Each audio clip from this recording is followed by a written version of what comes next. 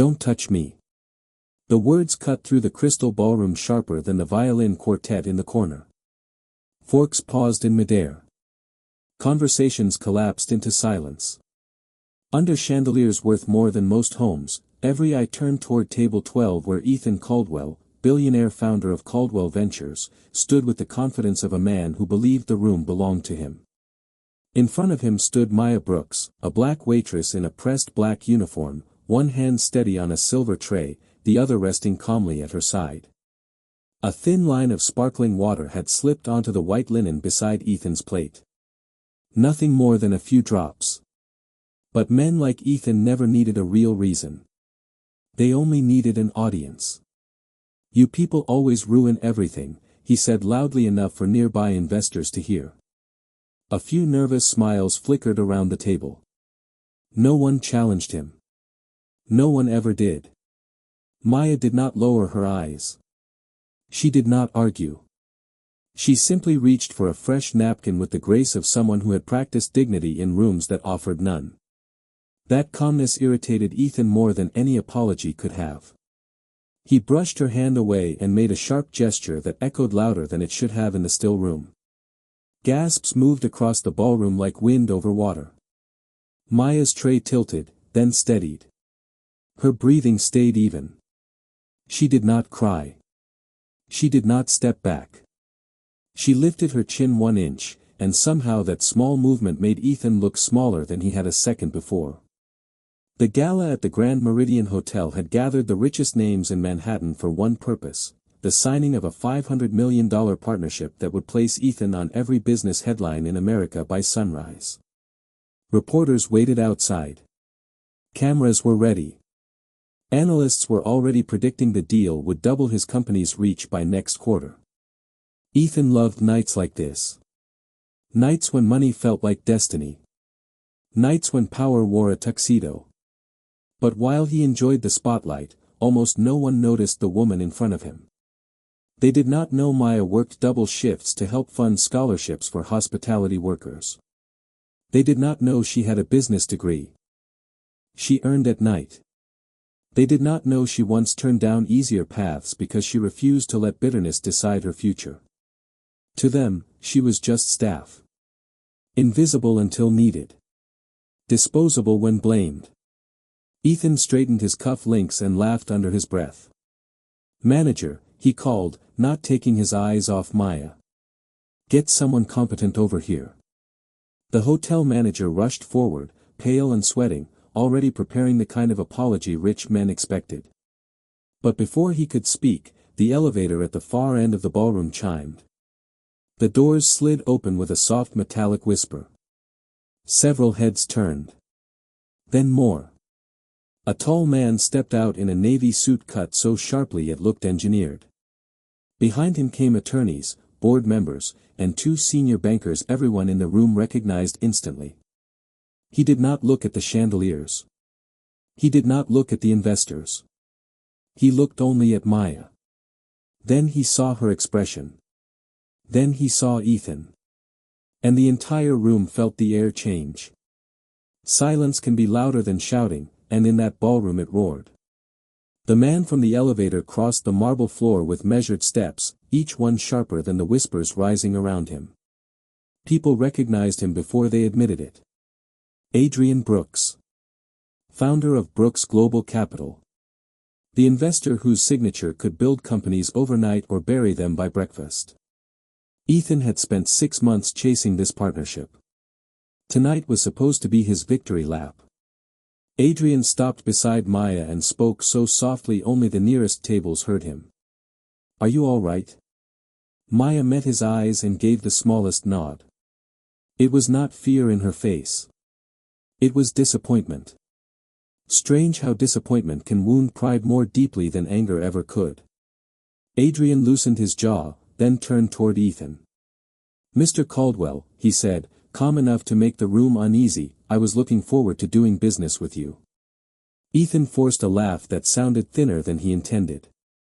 "Adrian, this is a misunderstanding. Staff made a mistake. We are handling it." Staff. The word hung in the air like smoke. Adrian glanced at the silver tray still balanced in Maya's hand, then at the white linen with a few harmless drops of water. Then he looked back at Ethan the way surgeons look at scans before delivering bad news. "No," Adrian said. "You are revealing yourself."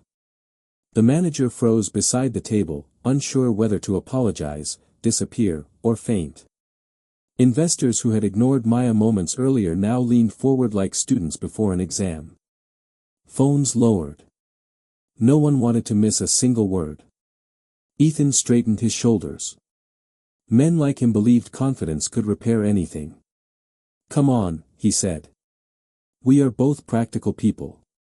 Let us not make a scene over nothing." Adrian's expression did not move. "Nothing," he repeated. Interesting choice of word. He reached into his jacket and removed the partnership folder everyone had been waiting to see signed. Gold lettering. Legal tabs. Months of negotiations pressed into paper and ink. Reporters outside had already drafted headlines. Market analysts had already predicted the surge. Ethan's board had already promised bonuses. Adrian set the folder on the table, placed one hand over it, and slid it back toward himself. The sound of cardboard against linen was quiet, but to Ethan it must have felt like thunder. "This agreement is terminated," Adrian said. A woman near the stage covered her mouth. Someone at the bar whispered, $500 million. Another guest whispered back, "Gone." Ethan's smile disappeared completely now. "You cannot be serious." "I am extremely serious," Adrian replied. "If this is how you treat someone when cameras are near and money is on the table, I have no interest in learning how you behave when neither is present." There it was. Not just rejection. Judgment. The one language powerful men fear most. Ethan looked around for support, but wealth is loyal only to itself. No one rushed to defend him. No one laughed with him now. The room that had once borrowed his confidence returned it all at once. Maya finally set the tray down. Her hands were steady. Her posture unbroken. She had not raised her voice once, yet somehow she stood at the center of everything. Adrian turned to her again, and his tone changed instantly. "Warm. Human. Ready to go home?" he asked. She gave a quiet smile. "Almost." Then she looked at Ethan, not with triumph, but with clarity. And for the first time that night, he understood the deal he lost was not the most expensive thing he had just thrown away. Money leaves a room faster than dignity returns, and that night both were moving at once. Ethan stood motionless as conversations restarted around him in hushed, dangerous tones. Board members who had praised his leadership minutes earlier now checked their phones with the urgency of people searching for exits. One investor quietly stepped away from the table. Then another. Confidence is contagious, but so is collapse. The hotel manager cleared his throat and tried to recover the evening. "Ladies and gentlemen, please enjoy dessert in the West Lounge." No one moved. They were not there for dessert anymore. They were there for consequences. Ethan turned toward Adrian, forcing the remains of a smile onto his face. "We can fix this," he said. "Name your terms." Adrian gave a slow glance around the ballroom, at the chandeliers, the polished silver, the expensive people pretending not to listen. "That is the problem," he said. "You still think everything has a price." The words landed harder than any raised voice could have. Ethan opened his mouth, then closed it. For perhaps the first time in years, language had failed him. Maya picked up the tray and handed it gently to another server whose hands were shaking. "You are doing fine," she whispered. The young woman nodded, stunned that kindness could appear so easily in a room that had offered so little of it. Then Maya removed her name tag and placed it beside the untouched water glass. The tiny piece of metal made a soft click against the table. It sounded like punctuation. The manager hurried toward her. "Please, Maya, do not do this. We can discuss what happened." She offered him a polite smile. You had your chance to discuss it when it happened. Truth has a way of being calm when lies are desperate. Across the room, cameras from the press line began slipping inside after hearing the deal was off. Flashes bounced off marble walls. Reporters called Ethan's name. He turned away. Moments earlier he had wanted every lens in the building. Now attention felt like heat. Adrian stepped beside Maya, but he did not guide her. He walked with her. There is a difference, and everyone could see it. Together they moved toward the exit while the crowd parted without being asked. Respect had finally entered the room, and it did not arrive in a limousine. Near the doors, an older investor spoke up. "Mrs. Brooks," he said carefully, "I did not realize you were with Brooks Global." Maya paused. "I am not with Brooks Global," she replied. "Brooks Global is with me." A few people lowered their eyes. Others nodded slowly, as if waking from a long sleep. Outside, Manhattan glowed through the hotel glass, taxis streaming below like ribbons of light. Inside, Ethan's phone began vibrating again and again. Board members. Analysts. Legal counsel. The market had opened overseas, and the first reaction was already ugly. He looked at the unsigned papers still lying on the table and understood something brutal. Contracts can be rewritten. Reputations cannot. At the doorway, Adrian reached for Maya's coat and placed it over her shoulders with quiet care. "Where to?" he asked. She thought for a moment. Not about revenge. Not about headlines. Not about the people staring behind them. "Home," she said. Then after one breath, she added, "And tomorrow, we start hiring." Adrian smiled. "For the new hospitality company?" Maya met his eyes. "For the one that treats people like people." They stepped into the elevator together as the doors closed on the ballroom, the broken deal, and a man who had just learned the most expensive lesson of his life. Sometimes karma does not shout. Sometimes it simply walks away. The next morning, sunlight hit Manhattan like nothing had happened. Taxis moved. Markets opened. Coffee carts steamed on busy corners. But inside Caldwell Ventures, panic had arrived before breakfast. Screens across the 42nd floor glowed red. Analysts on financial networks used words men like Ethan hated most: instability, leadership risk, cultural liability. Employees who once straightened their backs when he entered now lowered their eyes for a different reason. Fear had changed direction. Ethan stormed into the executive conference room where his board was already seated. No greetings.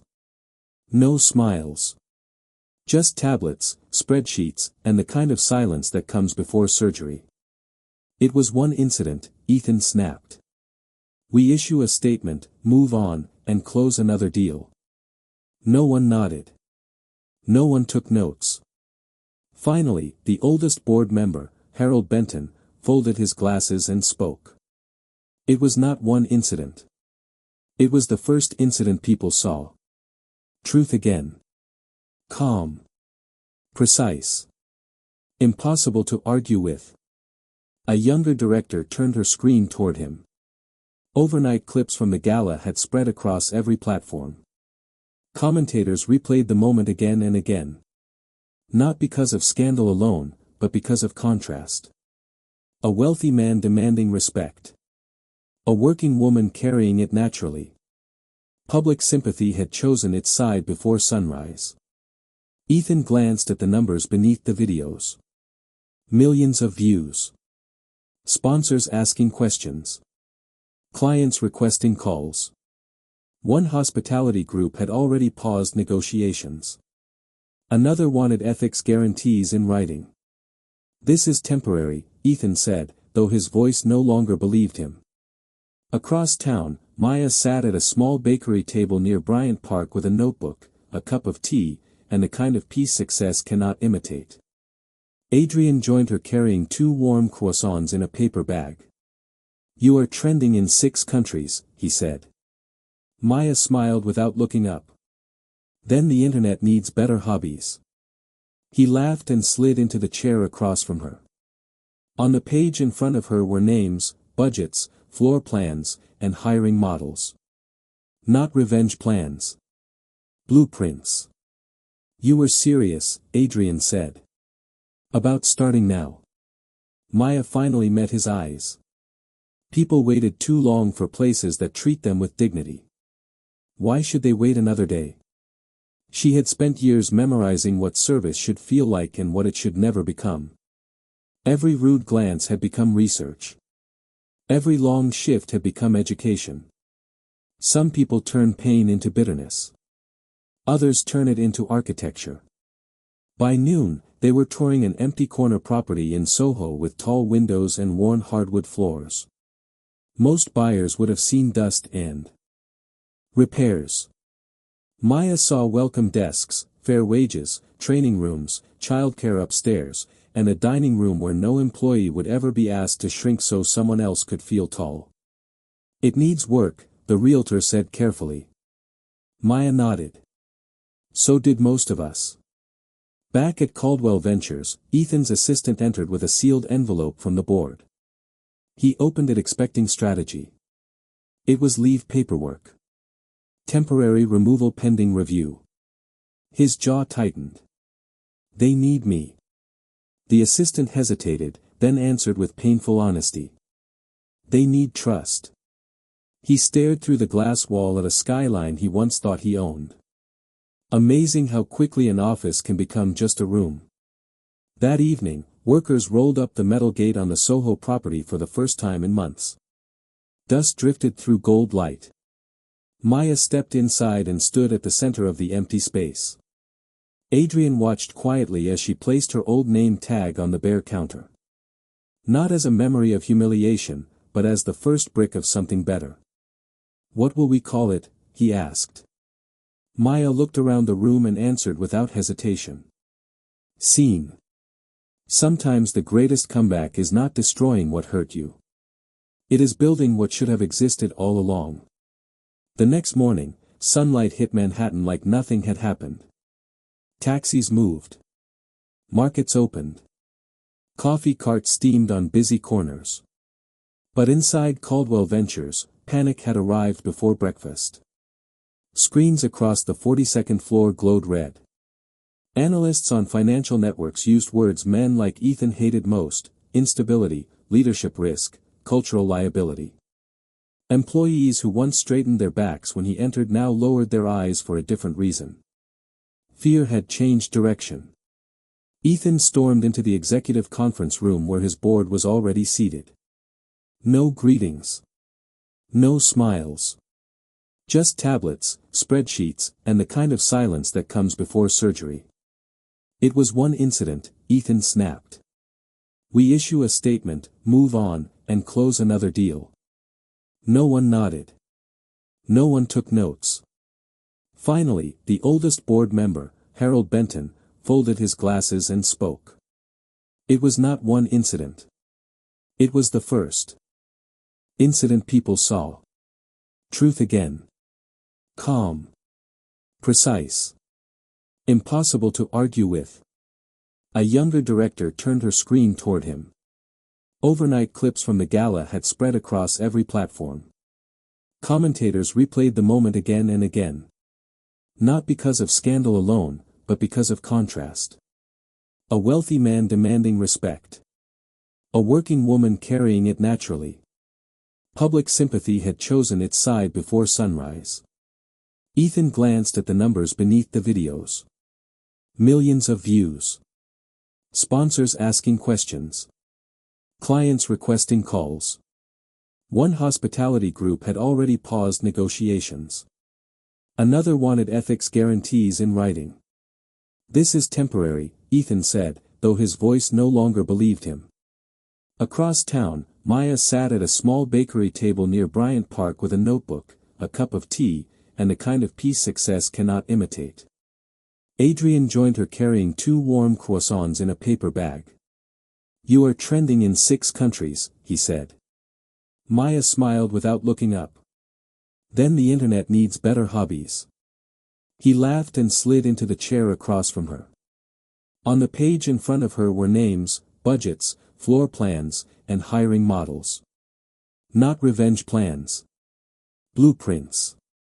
You were serious, Adrian said. About starting now.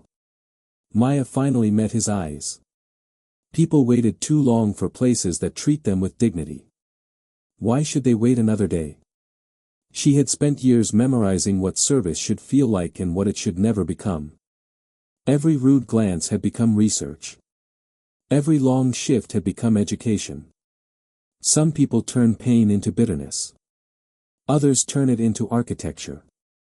By noon, they were touring an empty corner property in Soho with tall windows and worn hardwood floors. Most buyers would have seen dust and repairs. Maya saw welcome desks, fair wages, training rooms, childcare upstairs, and a dining room where no employee would ever be asked to shrink so someone else could feel tall. It needs work, the realtor said carefully. Maya nodded.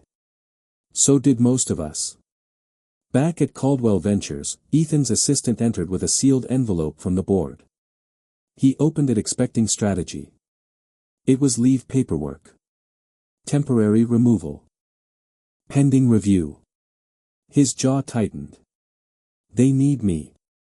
The assistant hesitated, then answered with painful honesty.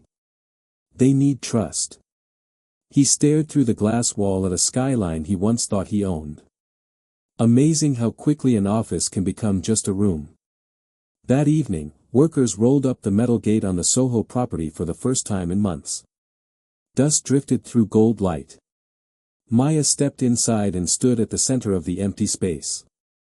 Adrian watched quietly as she placed her old name tag on the bare counter. Not as a memory of humiliation, but as the first brick of something better. What will we call it? He asked. Maya looked around the room and answered without hesitation. Scene. Sometimes the greatest comeback is not destroying what hurt you. It is building what should have existed all along. 3 weeks later, lines wrapped around the block before sunrise. In Manhattan, people wait for many things: taxis, headlines, trends, permission. But that morning they were waiting for a restaurant. Scene opened its doors under a clean white sign with gold lettering and windows so clear the whole street could witness what was inside. No velvet rope. No whispered judgment. No one scanning outfits to decide who mattered. Just warmth, music, and a team standing tall in matching navy aprons with their names stitched proudly across the front. Maya stood near the entrance greeting the first guests herself. Not because she had to, but because she believed welcome should begin at the door. Former servers from luxury hotels worked beside single parents restarting their lives, students paying tuition, and older workers who had been told they were too late for second chances. At Scene, experience mattered. So did kindness. So did being human. By 9 o'clock every table was full. Reporters came expecting a publicity story. They left talking about culture. Customers posted videos of staff eating free family meals before each shift, of childcare rooms upstairs with books and quiet lighting, of tip policies so transparent no one needed to guess where the money went. One clip reached 10 million views in a day. The caption was simple: "This is what respect looks like." Across town, Ethan sat alone in a private office the board now rented by the month. Smaller desk. Fewer windows. No assistants outside the door. His temporary leave had become indefinite. Calls went unanswered not because people were busy, but because they had choices. He watched coverage of Scene on a muted television mounted to the wall. Every smiling employee felt like a personal accusation. Every full reservation calendar felt like a door closing. His attorney entered carrying a folder. 2 more partners withdrew, she said. And the board wants you to consider a public apology. Ethan scoffed, but the sound lacked force. To save the company? She met his eyes. No. To save yourself. Strange how advice sounds different when it arrives after consequences. That evening, a rainstorm washed the city in silver light. Inside scene, candles glowed on every table and laughter moved through the dining room like music. Maya checked on guests, thanked dishwashers by name, and refilled water glasses before anyone asked. She knew every role because she had lived every role. Near closing time, a hostess approached carefully. "There is someone asking for you."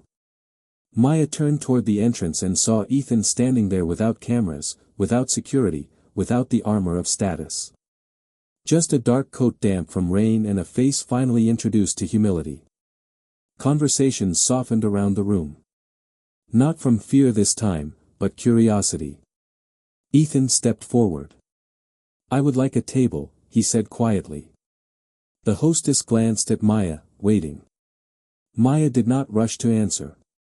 Some silences are earned. She walked to the front, studied him for one measured moment, then picked up 2 menus. "We see everyone here," she said. Relief flickered across his face too soon. Then she added, "But first, you wait your turn." A few nearby guests smiled into their glasses. Ethan looked at the line behind him stretching toward the door. Office workers. Tourists. Delivery drivers.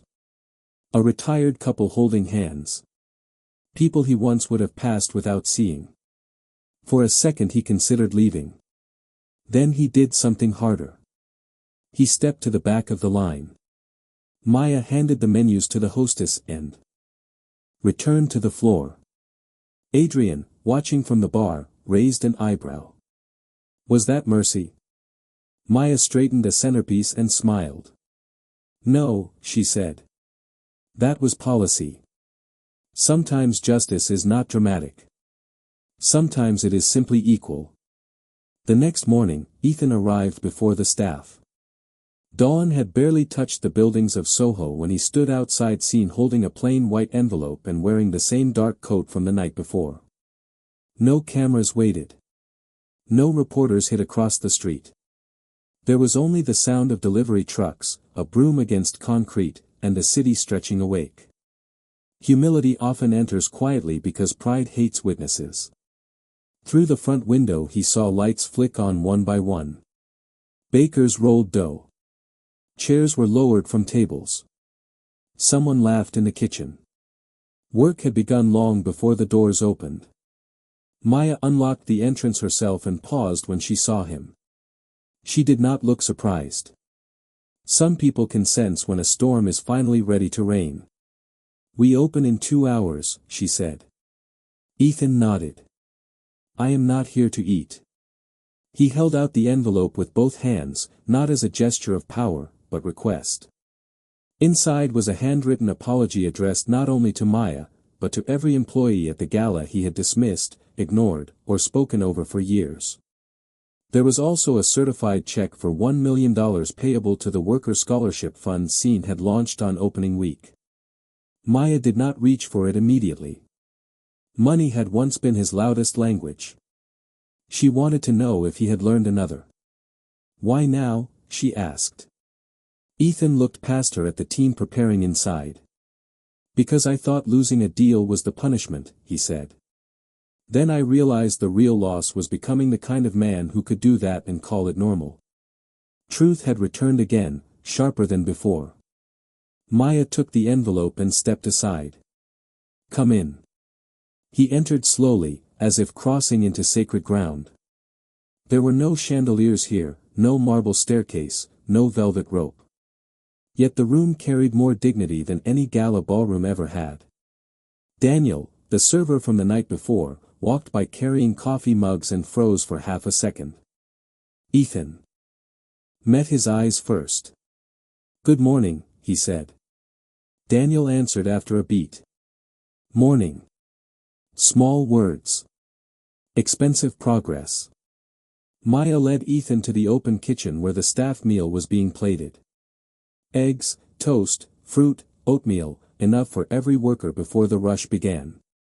"We eat together before service," she said. "No one starts empty here." Ethan watched cooks serve dishwashers first, managers last.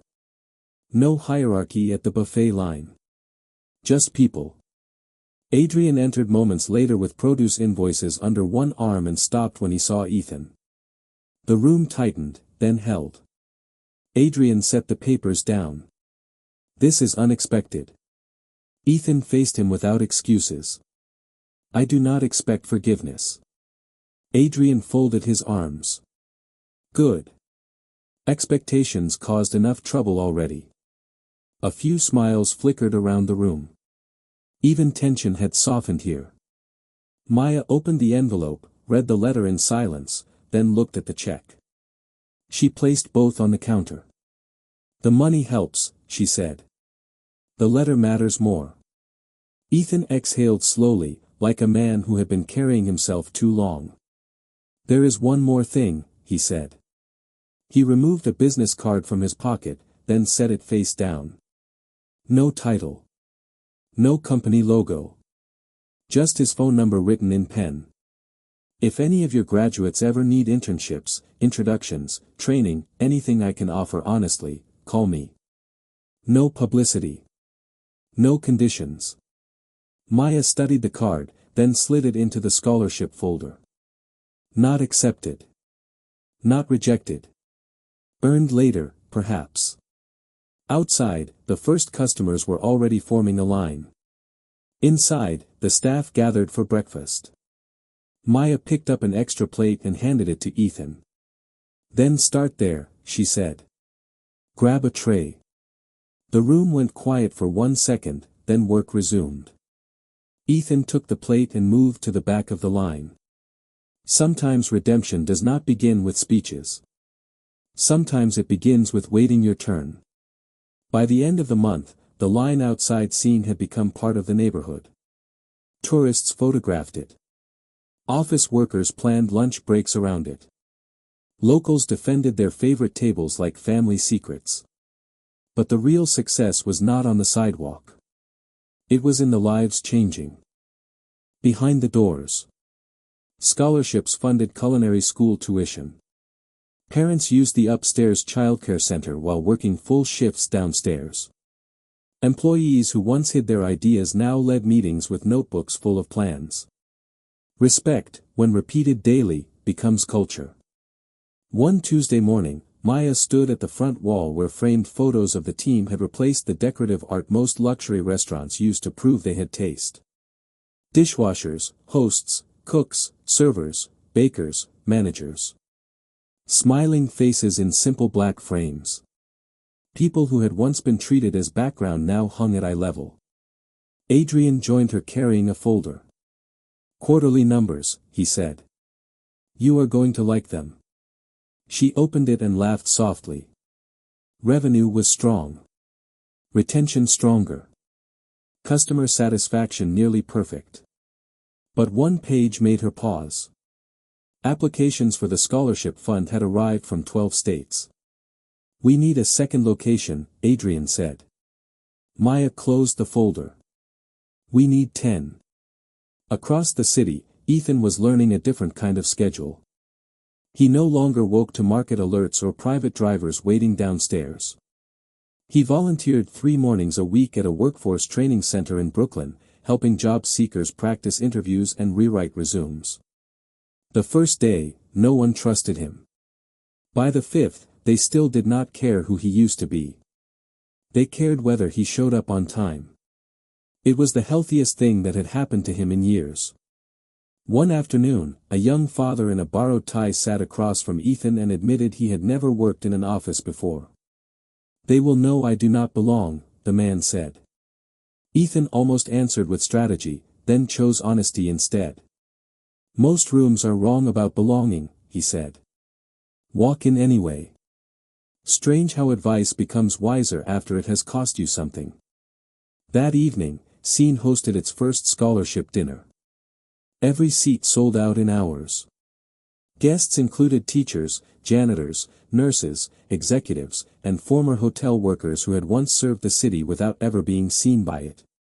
No VIP section. No preferred entrance. Just one room, one menu, one standard. Maya took the microphone only after the final course had been served. She did not thank investors first. She thanked the staff. Every server by name. Every cook. Every cleaner. Every person who had turned a painful story into a generous place. Then she spoke to the room. Some people think success means being recognized everywhere you go, she said. I think success means making sure no one feels invisible when they arrive. The applause started slowly, then filled every corner of the restaurant. Near the back, Ethan stood beside the service station carrying trays to tables because they were short one runner. He clapped too, not for himself, not to be noticed, but because truth deserves witnesses. After the event ended, Maya found him stacking chairs. You missed dessert, she said. Ethan smiled. I was working. She handed him a boxed slice of warm apple pie. So was everyone else. He accepted it with a quiet thank you. Outside, the city glowed through clean glass and passing headlights. Inside, chairs were reset, candles replaced, floors swept for tomorrow. Ordinary tasks. Sacred things. Adrian locked the front door and looked around the empty room. Hard to believe how this started, he said. Maya adjusted one crooked frame on the wall and smiled. No, she said. This is how it started. Everything before this was only the reason. Sometimes the best revenge is not revenge at all. It is building a world where what hurt you cannot survive. 1 year later, the city no longer talked about the scandal. It talked about the standard. Scene had grown from one warm dining room in Soho to 8 locations across the country, each built on the same promise written beside every entrance: everyone who walks in matters. In Chicago, a former dishwasher managed an entire kitchen. In Atlanta, a single mother who once worked double shifts now directed operations for 3 stores. In Dallas, the childcare model had been copied by other businesses after proving that support was not charity. It was smart leadership. Success had multiplied, but the mission had remained small enough to fit inside one sentence: see people clearly. On a bright spring morning in Manhattan, Maya stood outside the original location before opening hours. The gold letters on the sign caught the sunlight. Delivery trucks rolled by. Sidewalks filled with commuters chasing time. She still liked arriving before everyone else. Buildings tell the truth when they are quiet. Adrian joined her with 2 coffees and a stack of blueprints tucked under his arm. Location 9, he said. Los Angeles is ready when you are. Maya accepted the coffee and smiled. Then let us make sure the staff there gets better break rooms than we had here. Some people dream bigger when they win. Others remember what it felt like before they did. Inside, framed photos now covered an entire wall. Hundreds of employees from every location. Promotions. Graduations. Babies born to parents who finally had stable schedules. Scholarship recipients in caps and gowns. Joy documented in black frames. Near the center hung a small object in glass, Maya's old name tag. Not as a trophy. As a reminder. Across town, Ethan finished a workshop at the Brooklyn Training Center where he now worked full-time. His title did not include chief executive, founder, or chairman. It simply read mentor. He preferred it. New job seekers lined up after class with questions about interviews, confidence, and second chances. He answered each one carefully because he knew careless words could cost more than money. On the wall behind him hung a note written by a student he had helped months earlier: "Thank you for seeing potential before I did." He looked at it often. Gratitude, unlike praise, does not make you arrogant. It makes you useful. That evening, the original restaurant hosted a private dinner for scholarship graduates. Nurses, chefs, entrepreneurs, coders, managers, teachers. People once overlooked now introducing themselves by what they had become. Maya moved from table to table, listening more than speaking. Adrian watched her with the quiet pride of a man who understood real power needs no announcement. Near the end of the night, Daniel tapped a glass for attention. The room softened into silence. We all know why this place exists, he said. A painful moment opened the door. But it stayed open because one woman chose dignity over bitterness, and built something the rest of us could stand inside. Eyes glistened across the room. Maya laughed softly and shook her head, embarrassed by praise. Then she spoke. No, she said. This place exists because every person here decided they were worth more than what happened to them. The applause rose slowly, then fully, like dawn filling a window. Later, after the last guest left and the chairs were turned upside down on tables, Maya switched off the dining room lights one row at a time. The room settled into shadow and candle scent. Adrian waited by the door. Ready? He asked. She took one final look at the empty space where strangers had become family and pain had become purpose. Always, she said. They stepped into the New York night together. Behind them stood a building made of steel, wood, and glass. But inside it lived something rarer. Proof that money can open doors, but only grace can change what happens after people walk through them. 1 year later, the city no longer talked about the scandal. It talked about the standard. Scene had grown from one dining room in Soho to 8 locations across the country, all built on one promise: everyone who walks in matters. In Chicago, a former dishwasher now ran a kitchen. In Atlanta, a single mother who once worked double shifts now led operations.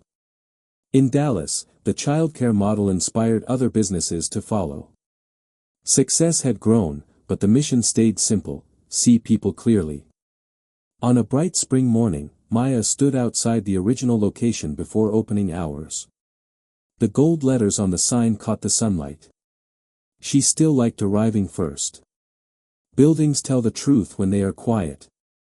Adrian joined her with 2 coffees and blueprints under his arm. Location 9, he said. Los Angeles is ready. Maya smiled. Then let us make sure the staff there gets better break rooms than we had here. Inside, framed photos covered an entire wall. Employees from every location. Promotions. Graduations. Scholarship winners. Near the center hung Maya's old name tag. Not as a trophy. As a reminder. Across town, Ethan finished a workshop at the Brooklyn Training Center where he now worked full-time. His title simply said mentor. He preferred it. New job seekers stayed after class with questions about confidence and second chances. He answered carefully because he had learned careless words can cost more than money. On the wall behind him hung a note from a student: "Thank you for seeing potential before I did." That evening, the original restaurant hosted a private dinner for scholarship graduates. Nurses, chefs, coders, managers, teachers. People once overlooked now introduced by what they had become. Daniel tapped a glass for attention. This place stayed open because one woman chose dignity over bitterness. Maya stood and shook her head gently. No, she said. This place exists because every person here decided they were worth more than what happened to them. Applause filled the room. Later, after the last guest left, Maya switched off the lights one row at a time. Adrian waited by the door. Ready? He asked. She looked once more at the space where pain had become purpose. Always, she said. They stepped into the New York night together. Money can open doors, but only grace can change what happens after people walk through them. Disclaimer. The stories shared on this channel are fictional and created purely for entertainment purposes, as well as to convey lessons about human behavior and interactions, regardless of race, religion, or background, promoting a life of equality and compassion. Any resemblance to real events, people, or places is purely coincidental.